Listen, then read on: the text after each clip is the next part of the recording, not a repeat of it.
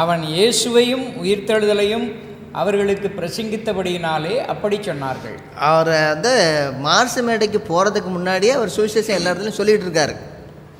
இதுதான் நம்ம வந்து பவுலடியார்கிட்ட ரொம்ப கவனிக்க வேண்டியது. ஒரு இடத்துல வந்து வெயிட் பண்ணியிருக்கல, கிடைச்ச இடங்களெல்லாம் வந்து சுவிசேஷத்தை சொருகிறது. அதான் பவுலடியார் முக்கியமான இடங்களிலே, முக்கியமான பட்டணங்களே சுவிசேஷம் அறிவித்தார்னு சொல்லக்கூடாது, சுவிசேஷமயமாக்கினார். எல்லா முறைகளிலும் ஏதாவது ஒரு முறையில் செய்ய முடியலையா, அடுத்த முறைக்கு போ. ட்ராக்ஸ் கொடுத்தா அடிக்கிறாங்களா, வாழ்க்கையில் வாழ்ந்து காட்டு. பேச்சு வழக்கில் நம்ம அவங்களோட பேசலாம். நல்ல காரியத்தை வந்து ஏன் மறுக்கிறாங்க? சமயம் வாய்த்தாலும் வாய்க்காவிட்டாலும் சுவிசேஷத்தை பிரசங்கித்து சுவிசேஷத்தை வாழ்ந்து காட்டுங்கள். அவர் என்ன சொல்றாங்க? அவங்க இவன் அந்நிய தேவதைகளை அறிவிக்கிறான்.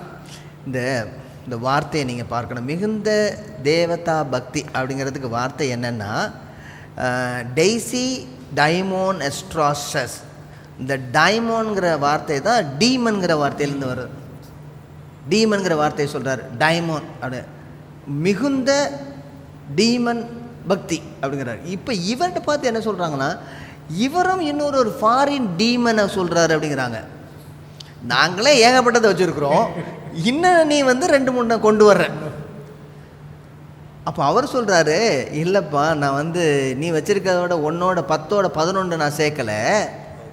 நான் என்ன செய்கிறேன்னா, நான் உங்களுக்கு சரியான சுவிசேஷத்தை அறிவிக்க வந்திருக்கிறேன்.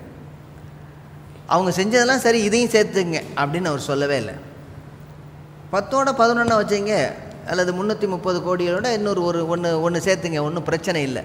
அது யாருக்கும் பிரச்சனை இருக்காது. ஆனால் இங்கே எது சொல்கிறாரு, ஒரு வெளிநாட்டிலேருந்து ஒரு இதை கொண்டு வந்துட்டார். அங்கேயே சொல்கிறாங்க வெளிநாட்டிலேருந்து கொண்டு வந்துட்டார், இல்லை ஐரோப்பா கண்டத்திலே சொல்கிறாங்க.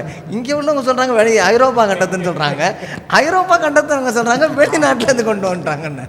எங்கேருந்து வந்திருக்குது? இது வந்து ஆசியா கண்டத்துலேருந்து தான் வந்துச்சு. வெளிநாட்டிலேருந்து ஒரு கடவுளை கொண்டு வந்துட்டார் அப்படின்றாங்க.